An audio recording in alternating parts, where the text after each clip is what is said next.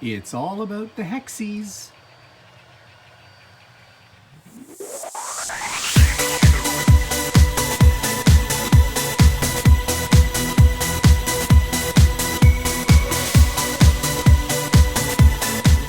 Good morning, everybody. It's Stephen here for Bland Designs and the Idiot Quilter, and welcome to my weekly vlog for Monday, February the 7th, 2022, and it is day 700 of COVID.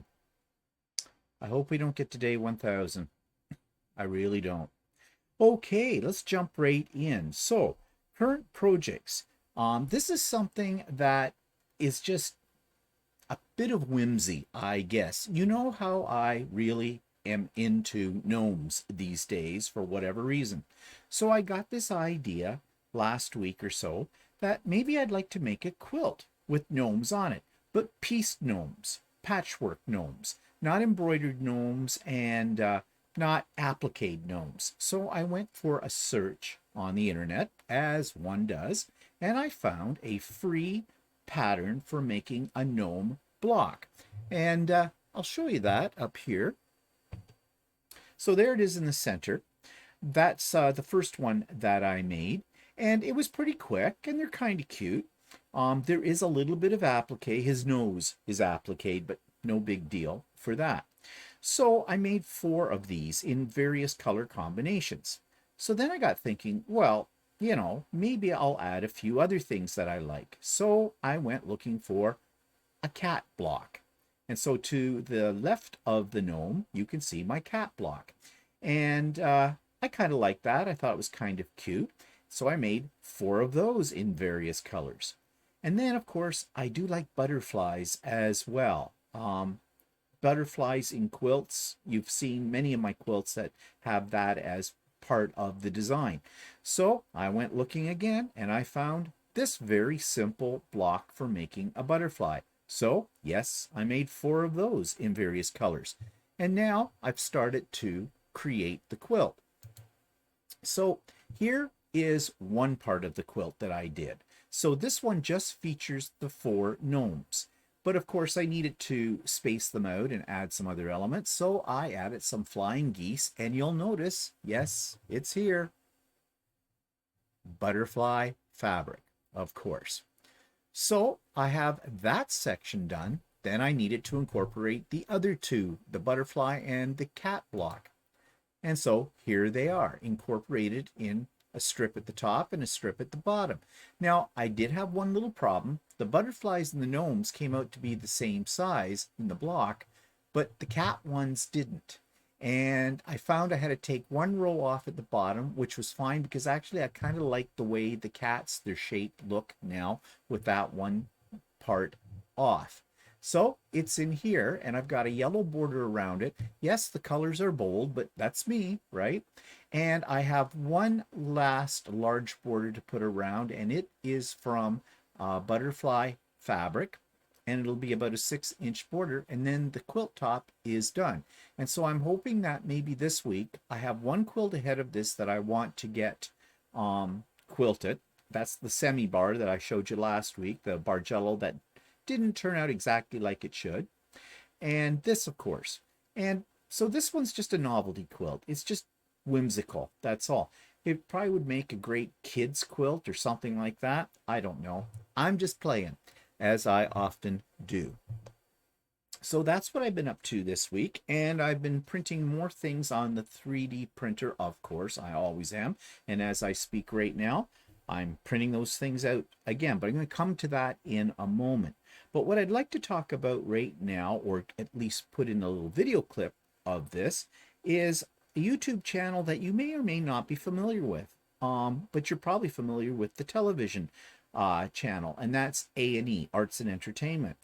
Well, they have kind of gone over to YouTube now, and a lot of the things that they show on their regular channel, they have in playlists on their YouTube channel. So here's my review about that.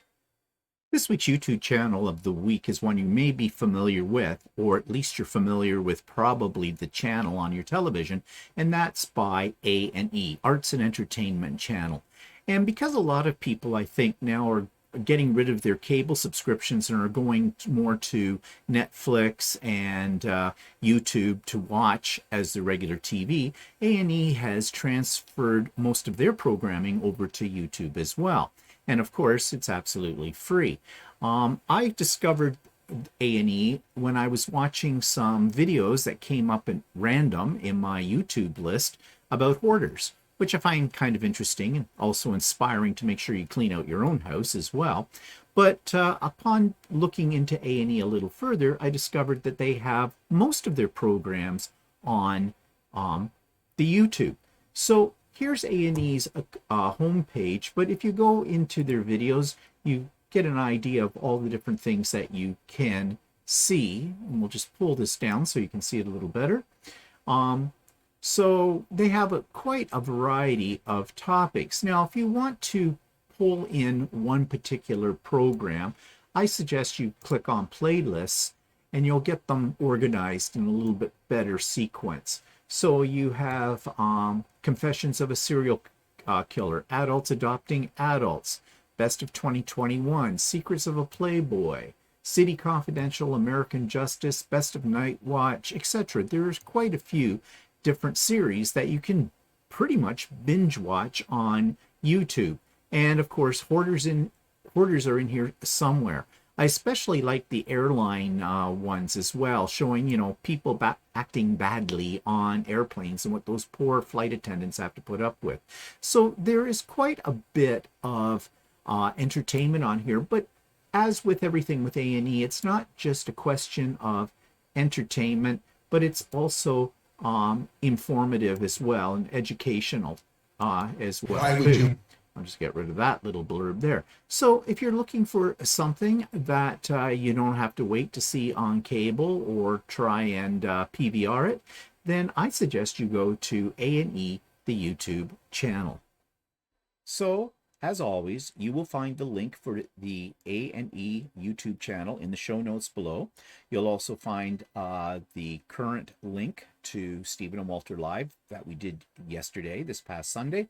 And we talked about the whole trucker situation here in Canada, the protesters, and I'm sure you have heard about that. And we talked about a whole lot of other things too. And I was trying out a new feature. I have figured out how I can highlight comments during a live presentation so it shows up on the screen. I got a little bug in there to work out, as you'll see if you watch the replay of Stephen and Walter Live, but I will work it out. So, you know, slowly but surely, I'm embracing more of the technological aspects of doing YouTube videos. Now, you will find links for the retreat. I will be putting those up in all of my videos from here on in until the actual date of the retreat, which is March the 5th. Now, if you have not seen the invitation to the retreat, there is a link now that will take you to a document that I've put together about the retreat, so you can get more details. And I've put that on my Google Drive, and I've given the link for that. So you can click on that and you will find the PDF file that explains everything you need to know about the upcoming retreat. And if you're sitting on the fence whether or not to join, get off the fence. It's free. It's fun. What more can you want? There's prizes. And I'm working on, and I can't say much more about it because it's in the planning stages, on a very special guest. And if this happens, I am so thrilled. Can you see it in my face? I'm excited by this, but I can't say any more about it. It isn't finalized yet. I'm not sure, but yeah, I hope this happens. Okay, if I say any more, I'll give it away. So I'm not going to say any more. You'll also find a link in the show notes for the Idiot Quilter episode 152, where I talk about how I created what I call now a Semibar, which is that Bargello I showed you last week, but I talk about that in a little bit more detail, and I talk about a whole lot of other things on there, as I always do as well. And there is a link to our latest, Walter's and my latest So Chatty episode 46, where we asked Google about quilting. And we came up with some really interesting things about quilting that you may or may not know. Now, this is more, a little different from what So Chatty usually is. It's usually Walter and I being so chatty about things. This is a little bit more leans towards lecture style. There's still the chatty elements there, but from what I've been hearing from people who've already seen it, they've sent me some comments. People seem to be quite interested in this particular episode, how we did it or what we were talking about. So you can check it out if you're interested. Okay, so that takes me to looking outside what today looks like from my window. And by the way, when I'm doing these, I'm keeping them in the order that I do them. And I'm thinking at the last end of the year, it might be interesting to put together a little slideshow where you show the progression of the year, of the weather, like 52 weeks of what it's like to live out, what life looks like outside my window. So here's what today looks like. And once again, it's sort of a grayish day. We haven't had any real new fresh snowfall of any significance. And this is the part of winter that I hate, when you don't have any fresh snow and the other stuff's getting icy and crusty and dirty looking. Sometimes you see the occasional yellow spot from, the people in the neighborhood who are walking their puppies out there and things like that. So, it's not very pleasant looking right now.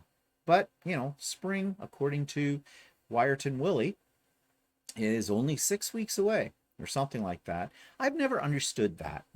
I know it's just for fun. But, if this groundhog sees a shadow, that means there's 6 weeks to spring. And if the groundhog doesn't see a shadow, it means we have 6 more weeks of winter or something like that. Well, either way, they both mean the same thing, don't they? I don't know. I'm confused.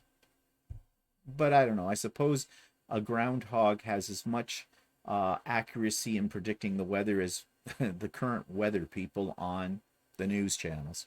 So,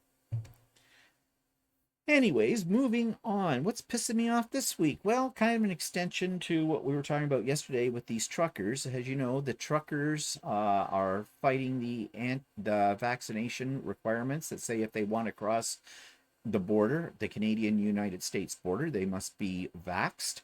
And there is a small, very small group of truckers who are protesting this. Well, bully for them, not. And I hope they're suffering. 90% of the truckers are vaccinated, and that's great. Now, truckers do an important job, and I've talked about this before.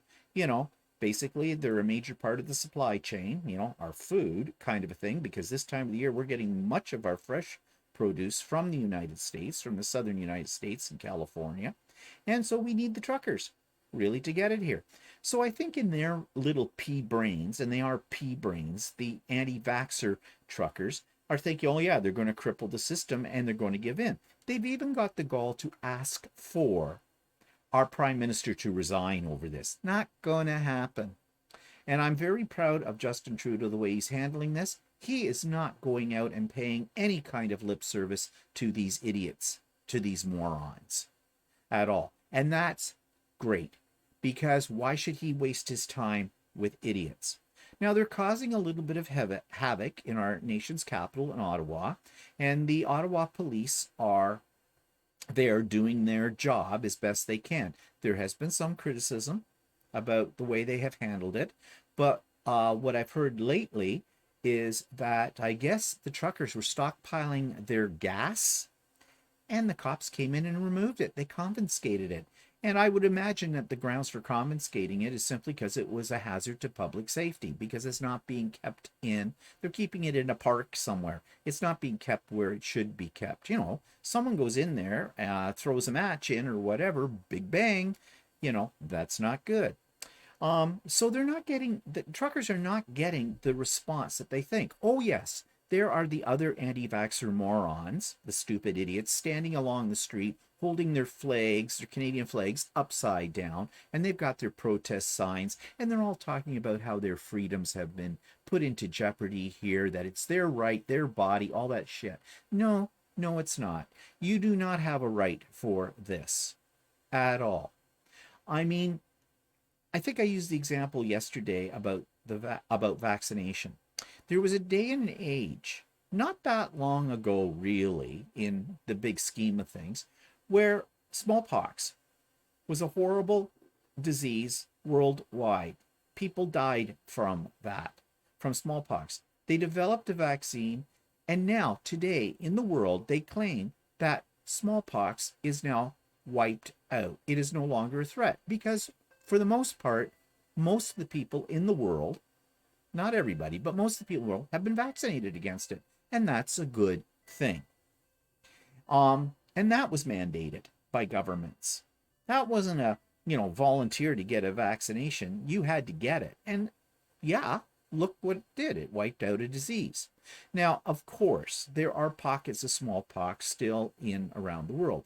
And because you're vaccinated doesn't mean you're absolutely 100% guaranteed that you could never ever get smallpox. However, your chances are slim. And possibly like the flu vaccine that, okay, is voluntary, but most of us get it. Most people who have a brain in their head get it. Yeah, you can still get the flu, but it's not going to necessarily put you in the hospital. You might be not feeling very well for a couple of days, but it's much milder. And that's exactly what's happening with this vaccine, right? It is not a cure for COVID, but it will definitely lessen the strain on our hospitalization, on our hospital systems and things like that, because people will probably be able to manage it if they do get it at home. Well, these anti-vaxxers are making this big thing about their rights and all that, and you know all this, so I don't need to go over it. They're just complete idiots and assholes. And if any of my viewers out there are an anti-vaxxer, would you kindly unsubscribe from my YouTube network, please? I don't want you around. I don't need you. That's how highly I think of you. I don't. You're a waste of oxygen, really. But back to the truckers. Speaking of wastes of oxygen. So they set up a GoFundMe. Well, they don't have it anymore. Well, the two of the organizers in it set up a GoFundMe. Well, if you look into their background, they're both criminals. They have criminal records or have done criminal activities and the whole bit. So you know what's going to happen with people who donate to this GoFundMe to help out the truckers. These two people are going to run off with it. The truckers are never going to see it. I mean, the whole idea by setting up the GoFundMe, I think, was to help out with expenses like gas, accommodation, food, things like that. Well, GoFundMe did some due diligence and now no longer support it and have told anybody who has contributed to that fund can get their money back. Meanwhile, the two yahoos, or possibly three, that are setting this up have found a Christian group in the United States to take on the role of a GoFundMe. Okay, what do I want to say about evangelistic Christian groups that hasn't been said? They're idiots, too. They're extremists. Yeah, God's on their side. God will protect them. Well, wait, using that logic, didn't God also create this disease? And aren't people dying from this disease? So, according to these evangelists, this is all part of God's plan? Yeah, well, fine. Die. Whatever. On there, but don't be bringing that disease to those of us who, have a life to live, kind of a thing. So it's to be seen what's going to happen with those funds, but pretty much predictable. Writing's on the wall. Those truckers aren't going to see a cent of it. It's just going to suddenly disappear. Or, well, there was a lot of administration costs. And we're not talking about a small amount of money. I think the GoFundMe was up to over $1 million before GoFundMe got in there and says, not doing that. So really, my advice to the truckers is, shut up and go home. You've made your point. But guess what? Our government's not bending to you. Our prime minister is not going to resign. It's not going to change the rules. And on top of it all, the United States as well has put in the same rules for crossing the border. Yeah, if you're a trucker, you got to be vaccinated to do your job. So, if you're crying the money blues, don't look for other people to support you on this financially. You made a decision. Your decision was to protest and not get the vaccine. You are exercising your rights. and they are being protected. You don't have to get vaccinated. However, there are certain restrictions on people who aren't vaccinated as to where they can go and what they can do. So that's a choice for you as an anti-vaxxer. You want to keep your job, you want to have money to feed your family and put shelter, put them in a house or whatever, then get the damn vax and get on with it. Because no, boo-hoo, boo-hoo. No, we're not coming to your aid because you're idiots. You're just effing idiots. So endeth today's rant. Okay, moving on. What's next? Gotta check my notes. Product review. Okay, so I bought a couple of things this week. Now, neither one are probably real exciting to you, but one of the things that I bought was a set of command strips. You know, the ones with the hooks, but I didn't get the hooks. I just got the little sticky part because those little suckers work really well for hanging things on walls. And I'm going to talk about the things I'm hanging on my walls in just a moment or two. But right now, I want to just show you the other thing that I purchased. Again, I'm not going to talk a lot about this because this is more for the Idiot Quilter, and I will talk about it more in detail in an upcoming episode of the Idiot Quilter. This is called the Foolproof Color Wheel Set. I heard about this on one of the podcasts that I listened to about quilting, and it sounded pretty good. Color wheels, if you've ever used one, can be very complex.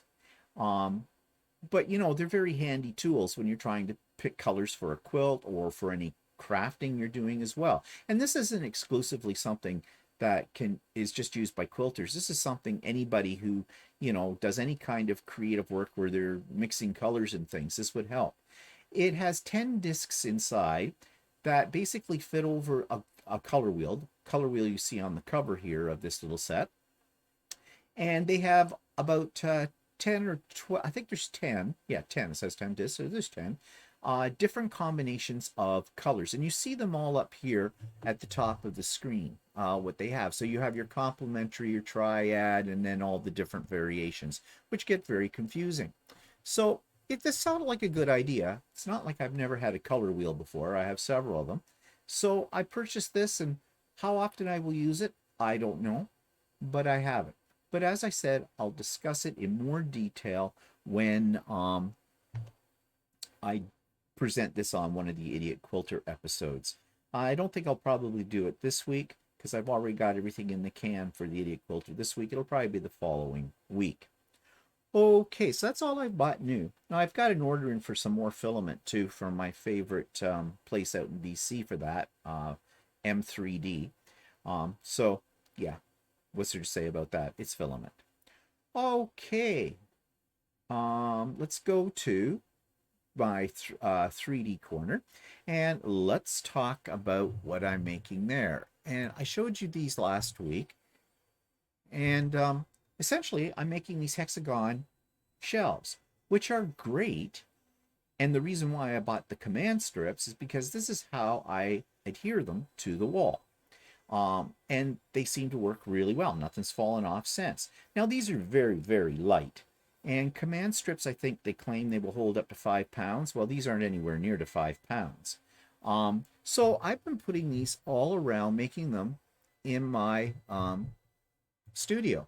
So here, now that was the same setting that I showed you just a second ago, but I've added more shelves to it and put different things on those. As you can see, my gnomes and my wacky candle holders are on those. And I've put some over by where my serger is, and this is going to be my classical sculpture gallery because these are all 3D prints as well. And I have more shelves to go off down here as well. And it looks kind of cool, the display, I think, for this. So this is what I've been working on. And yeah, it's just fun. I'm making a few more. Now I'm just about done on the shelves, so I don't know what my next major 3D printing project will be, but we'll see. It'll come. Okay, so that takes us to where I'd rather be than here right now, and another blast from the past trip video. This is from 2018. I started the 2018 series, which was our second trip to Australia, last week, and this is Melbourne day 3, and it's called A Little Art. And this one was fairly long, so I've divided it into 2 parts. So the second half will be next week, but you'll get a little culture from Melbourne in this particular video. Okay, so it's Melbourne day 3, and it's 9:39 in the morning here. You can see it's very sunny, very clear sky, not a cloud in the sky, and it's supposed to be about 36 today. Hot, and it is hot right now. So we're on our way to the National Art Gallery. Today is Art Day. So I think this is the concert hall because they advertise the symphony here, Hammer Hall.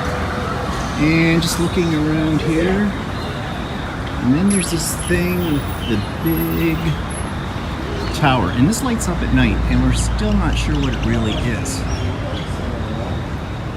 What, underneath this tower? Okay, so that's where we're headed.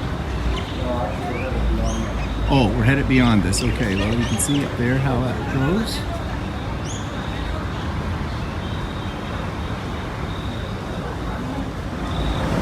And sometimes it helps if you read signs. So, it's the Art Centre Melbourne is where the that pointy thing is, and here's what it says, and I'm probably going to get a glare on here. It says, Melbourne Arts Walk artists Simon Limon and Edmund Carter took inspiration from an imagined spotlight shining down from the Arts Centre, Melbourne's famous spire, casting pools of light onto the walkways below. Spotlights are synonymous with performance. The light they cast illuminates performers and stage drawing in the captivating the audience. The ephemerality of lighting is reflective of the constant invigoration of the creative process. It is ever-changing, ever-moving. Melbourne Arts Walk places a spotlight on those who have made a significant contribution to performing arts at Arts Centre, Melbourne. So there you go. So that's what that thing is all about. And it lights up at night. Yeah, I mentioned that. It also lights up at night. We'll try and get it. Maybe tonight we can get some of the lights when we come back from, because tonight we're doing our trolley dinner that we have booked. So maybe we'll see the lights down on the waterfront on our way back, because we haven't done that yet. And so this is the National Art Gallery. The entrance to it. It's not open yet. It's in about another 12 minutes, so we're going to go inside and get cultured.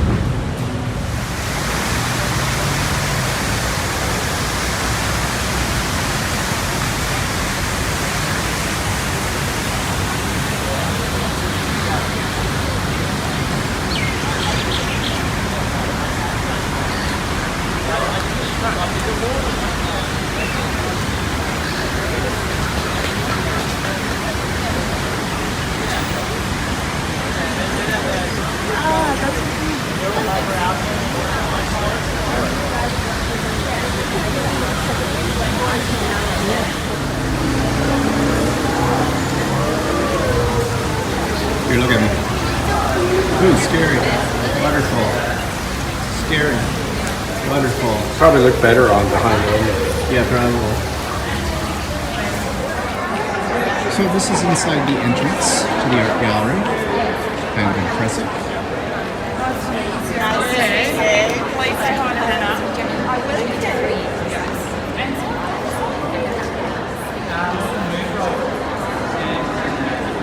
So we're just starting our tour, so I don't think I'll talk much through most of this.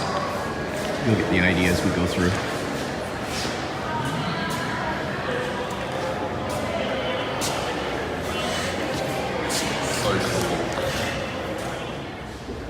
And here we have string art.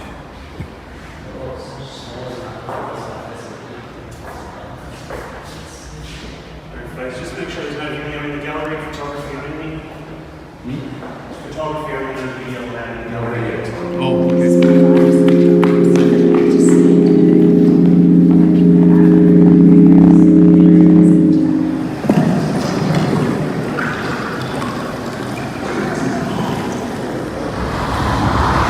Okay, so we just came out of the art gallery, and wasn't allowed to take video in there, although you might see in here I slipped in a couple little quickies.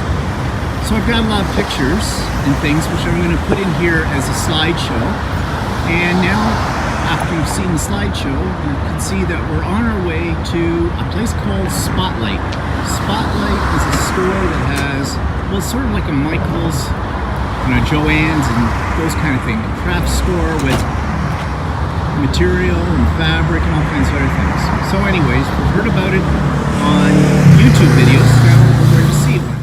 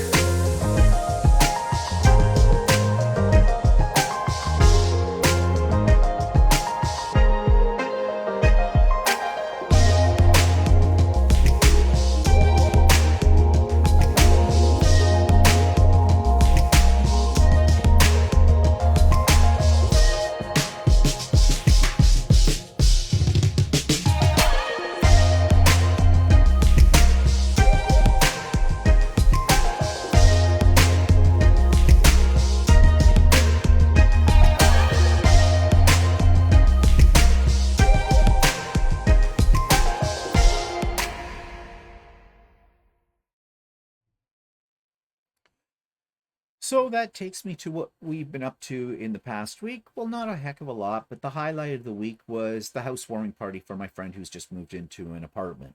And you know that we were supposed to have done that a little earlier, but there was some big snowstorm which delayed his moving in and whatnot. But now he's all moved in, has boxes to unpack.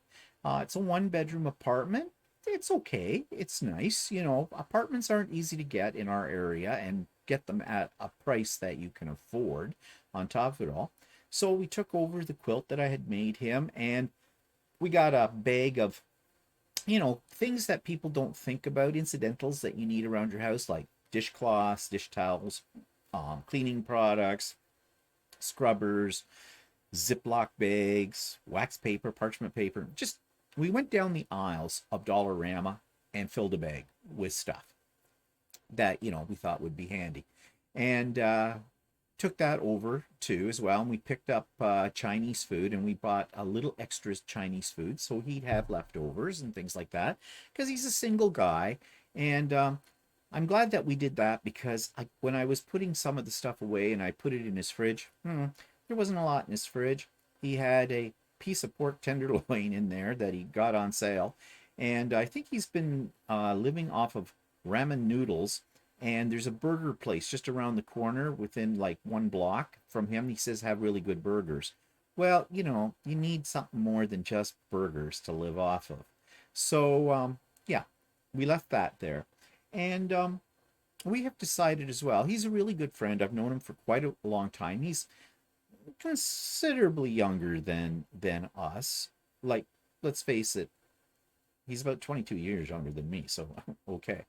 But he's been living at home for most of his life with his dad, and his dad's moved into a retirement residence now, and his dad's, up there in age and not doing all that well physically. I think he's not going to last long in a retirement residence. I think nursing home is on the horizon, and that presents its own problems for my friend as well. But anyways, we used to always get together on a Thursday night pre-COVID. And, he'd come over, we'd have a pizza, or I'd make some dinner or something like that. And then we'd, sit out in the hot tub, have some wine and that kind of stuff. And we did that for quite a long time. Then COVID came and we had to stop that. So it's been like 2 years since we've really done that kind of thing. I talk to him every week. I send him an email to check in on him and things like that. I think it's my parental instincts that are coming out on some of this kind of stuff. I don't know. Anyways, I've decided that he's all vaxxed up too, and we're all vaxxed up. So we're going to start the Thursday night things again. But I'm doing this because I want to make sure he's getting at least one decent meal in him a week. So, and I also intend to plan that meal around the potential of something that I can put into Tupperware containers, the leftovers and that, so he can freeze it and have it as well. Yeah, and we're going to do some other things to help him out, because he doesn't have a lot of money, and a lot of it's going towards rent. And as I said, he's a friend. So, we are in a situation where we can help him out. So we're going to help him out. Now, he's a very proud person, and I know that he doesn't expect any of this or whatnot, but we're going to do what we can do to help him out, because he's a very good friend. He's almost family in many ways like that. And charity begins at home, right? Right. So anyways, it was nice. We saw his cat. I had never met his kitty before. Oh, cute little thing. Very vocal, this cat. And you never know, because this cat's really only ever been around him and his dad, but mostly him. So, strangers come in and you don't know how the cat's going to react. Well, this cat didn't have any problem. I put my hand down, let him have a little sniff, and then I started to pet him, and it's a her, actually. And she just wanted to roll around and the whole that bit. And yeah. And me and cats. I love them. Absolutely love them. In fact, later, the next day, he sent me a picture. He'd taken the quilt that I'd made him, and it was just a little lap quilt, and he put it over the back of his couch. and he showed me a picture. Kitty was all curled up on the top of the couch, like on the quilt. And because cats and quilts just go together naturally. They see a quilt, they're going to lay on it, and that's fine. That's just fine. I thought it was cute. Okay, so what else in the week? Nothing. Nope. That was about it. So what's coming up? Well, the retreat, of course. And if you haven't dropped me a line letting me know that you're thinking of coming to it, please do. We're up to about 30 some people right now that said that they are interested in participating. And that it isn't, I'm not going to twist your arm about this. If you can't show up, you said you were going to show up, but life happened, that's fine. I'm not worried about it. I just need it for statistical purposes. That's all. It's going to be a lot of fun. And especially if I get this guest speaker I'm hoping to get. I'm so excited. I'm just bursting to tell you who it is, but I can't. So anyways, I hope you'll consider coming to it. The details are all there, as I've already said in the show notes. And yeah, I'm looking forward to it. And it's not that far away. And by the way, if you're somebody who is already signed up for it, just keep in mind that I want you to send me by March the 1st a picture of one of your favorite creations so I can create a little trunk show that I can present during the retreat. And I did send out just actually half an hour ago to anybody that's already signed up for the retreat. I sent out to you just a reminder about sending me a picture in JPEG format of your favorite creation. Okay, so I think that's about it for me this week. Thanks for joining me today. Latest version of Idiot Quilter will come out tomorrow. I do have an interview that I'll be putting up on tomorrow as well. Really interesting lady that I talked to. And yeah, so stay tuned for it. And of course, there'll be a So Chatty. Oh, and just as an aside here, we're running out of topics for So Chatty. So if you're somebody who watches So Chatty on a regular basis, please drop into the comments of the last episode or just send it to me by email. Brainstormed ideas of what we might talk about in the future on episodes of So Chatty. We'd really appreciate that. So please, whatever, just send them to us. Okay, so I hope you have a good week. I hope you're healthy. I hope you're happy as you can be in these times that we are living through. And we'll see you next week. Bye for now.